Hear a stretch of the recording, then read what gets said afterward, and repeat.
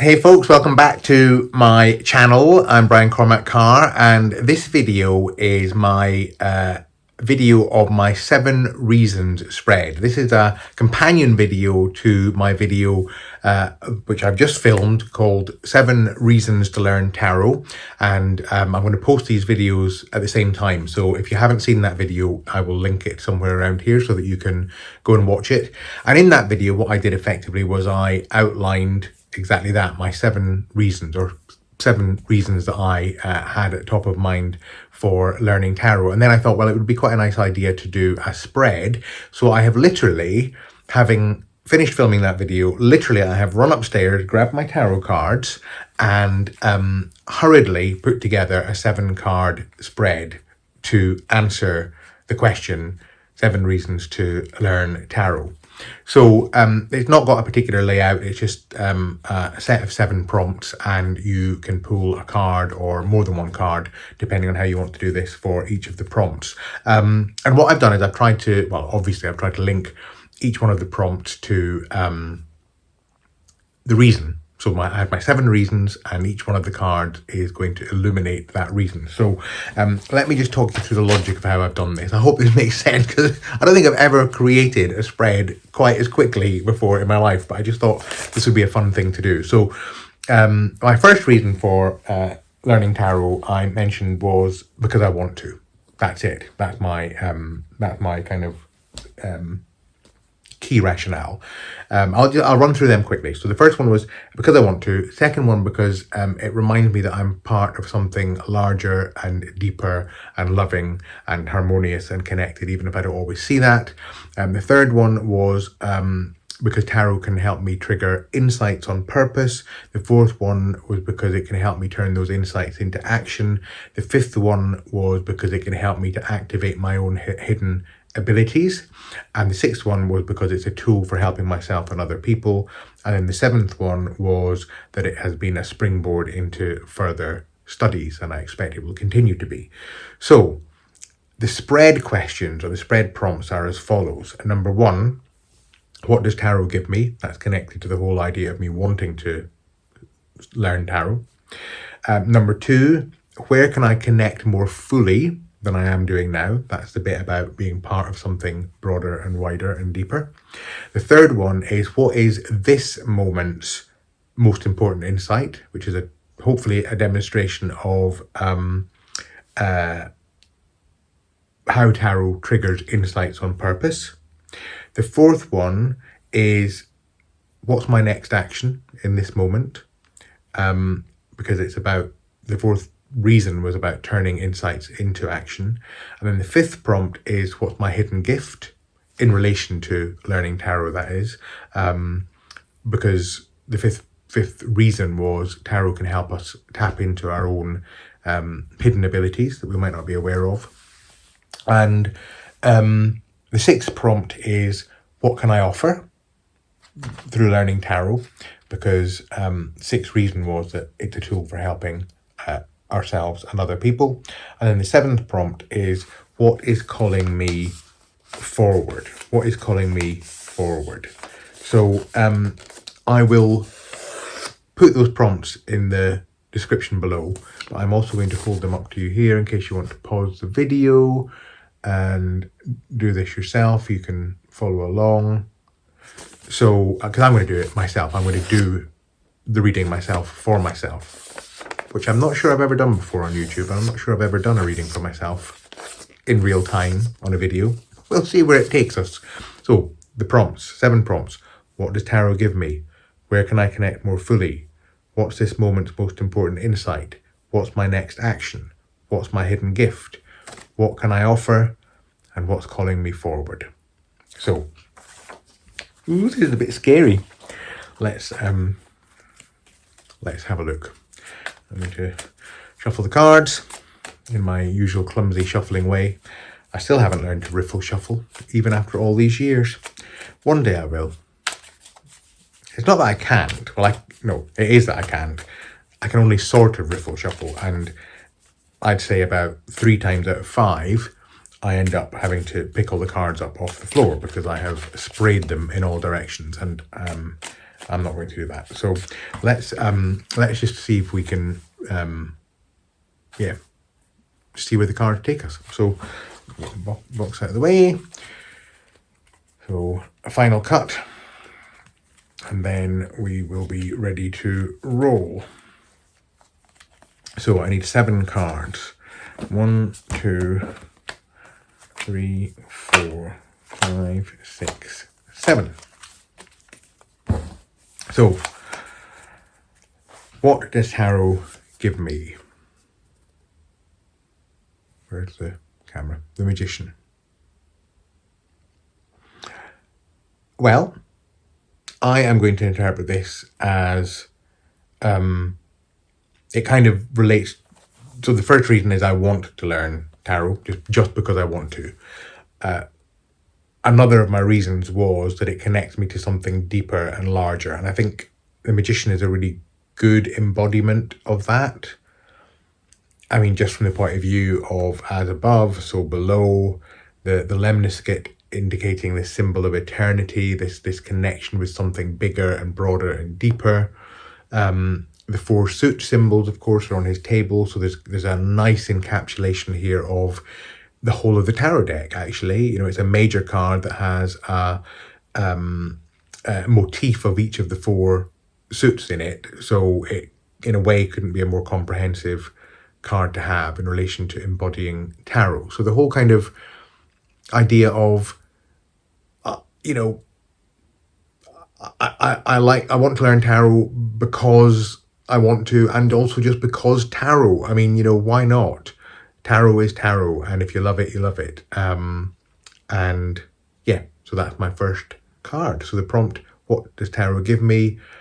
It gives me a magical connection. It puts me in touch with my own magic, is maybe another way of saying it in relation to that card.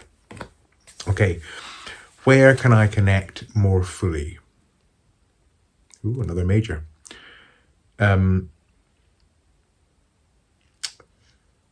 Okay, with this one, I think there's an element of challenge in this for me. I think what this is saying to me is I can connect more fully by being prepared to see things differently. For me, the Hangman is very much about that. It can be about sacrificing what we have held to be sacrosanct in terms of our view of the world, and opening our minds to a new way of seeing. So I mentioned in my previous video that tarot opens up a whole course of different studies, or can do. And for me, one of the things that opened up to me was something that I never expected to be interested in, and that was astrology, which I had actually kind of closed my mind to. I just thought it was probably not worth my time, not worth the while studying it, and changed my mind once I actually learned a bit more about it in depth. And so for me, I can connect more fully when I open my mind and look at things differently. This moment's most important insight. There's something I have to tell you, there's something a little bit anxiety provoking about the fact that I'm looking at these cards, and the first time, I'm not looking at them before I present them to you. So the first time I'm seeing them, I've got my 7 cards on my lap, and the first time I'm seeing them is when they appear on the screen. So I'm seeing them at the same time as you're seeing them. So this is tarot reading and interpretation in real time with Brian Cormack. And I'm stalling a bit while I figure out what the heck this card means in relation to this moment's most important insight. Actually, I'll just tell you what has sprung to my mind immediately, and that is the enjoyment I'm having from talking to you, because it has been a while since I've been on YouTube, certainly consistently. It's been a while since I did tarot videos for a whole host of different reasons, and maybe I'll do a future video about what some of those reasons are. It's nothing sinister, but yeah, there's some things to say. And this feels a bit like reconnecting with my tarot family, and I think of the Ten of Pentacles as very much a kind of a card that relates to family, whether that's family of origin or family of choice or community or ancestors. There is also, of course, the arrangement of the pentacles in this card is an arrangement in line with the spheres on the Tree of Life. So there's a very Kabbalistic, overtly Kabbalistic symbolism in this card. And this is an area that I have been studying a lot lately. And I'm thinking about saying a bit more about on this channel, actually, in terms of what I've learned from my study of the Kabbalah in relation to tarot. So there's something there about this moment's most important insight is that this is a way of connecting, reconnecting with my tarot family, which I'm very glad to do. Okay, the next one is, what is my next action?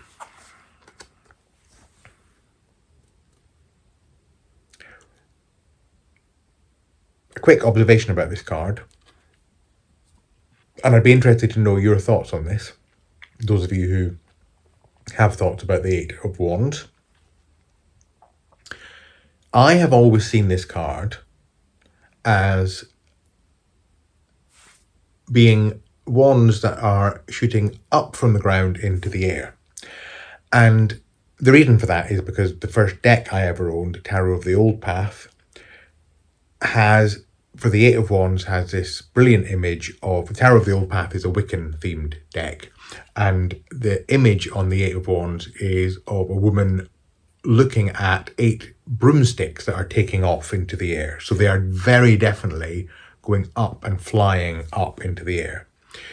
Years later, when I studied tarot, particularly different decks and different systems, I learned that the 8 in some decks tends to symbolize almost a kind of stuckness and a backward motion in relation to the wands, which, because the wands are so fiery and full of creativity and so on, and the 8s are very much about solidity and structure. So there is a bit of a tension sometimes in the kind of meanings between the suit and the number here.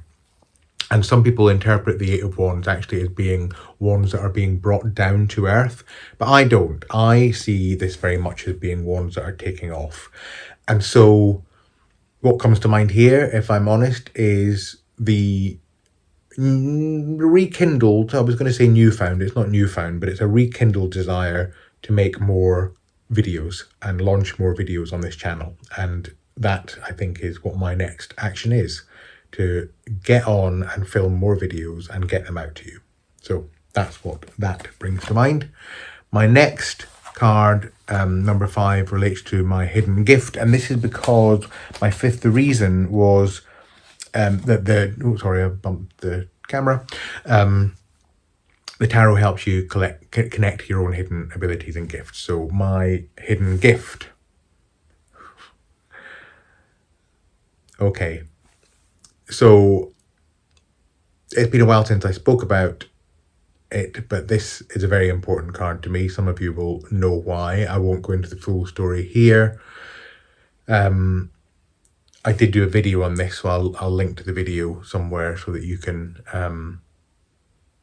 see what I mean. I wrote about it in the book that I contributed, We Are the Sacred Masculine Rising. But there's a very personal reason I feel connected to this card, and actually it kind of is a reason that kind of connects me to tarot as well. It's an experience I had, a very deep experience I had in relation to the Empress card that demonstrated to me that, again, it's that depth thing, that connection to something bigger, that the tarot is or has the capacity to connect us to something deeper and larger and more loving. So maybe my hidden gift, I'm not just sure it's a hidden gift, maybe it's a gift that was hidden at one point and I've learned to bring out, is being able to see that, being able to connect to that and to see tarot in that way. That's certainly been very supportive to me. So yeah, there's something there about nurturing and growth and motherhood. And yeah, I think that's all I want to say about that. I'll link the video that this card is making me think of elsewhere so you can see it. But that was quite Interesting. Cool. So the next card is, what can I offer? Money? No, what can I offer? Well, the Knights I see as being very much about forward motion and action, and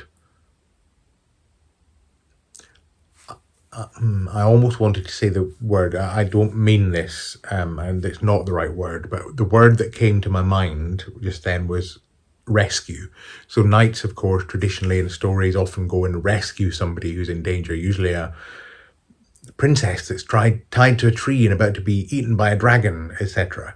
The Knight of Pentacles, though, I think is a bit more, he's the knight that is not, one of the knights that is not charging. So unlike the Knight of Swords, who's kind of charging forward and going, with his sword, the Knight of Pentacles actually looks fairly still, like he's stopped, but he is offering the pentacle.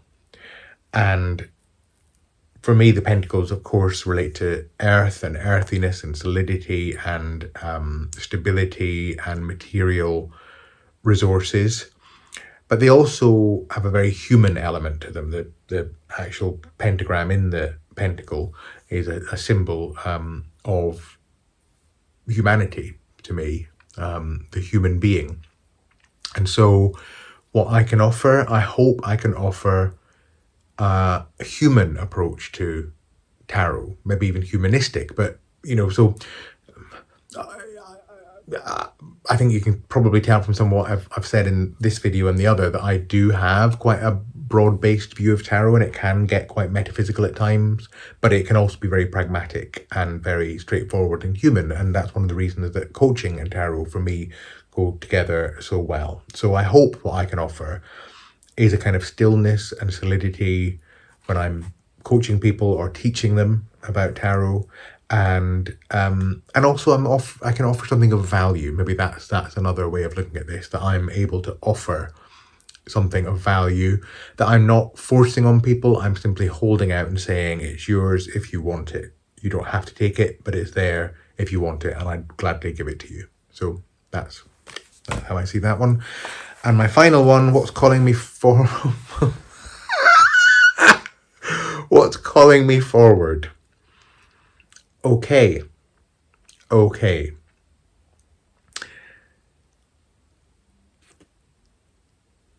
The Nine of Swords is calling me forward.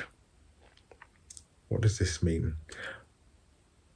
Well, actually, this is quite interesting. One of the things that I like about this card, it's definitely one of the more challenging cards in the deck, is it not? But one of the things I like about it is the bedspread has got, as we know, astrological symbols on it. So my study of astrology is calling me forward, definitely. It's deepening my understanding of tarot and of Kabbalah and magic and various other things that I'm increasingly interested in. And I'm interested in it, so it's calling me forward.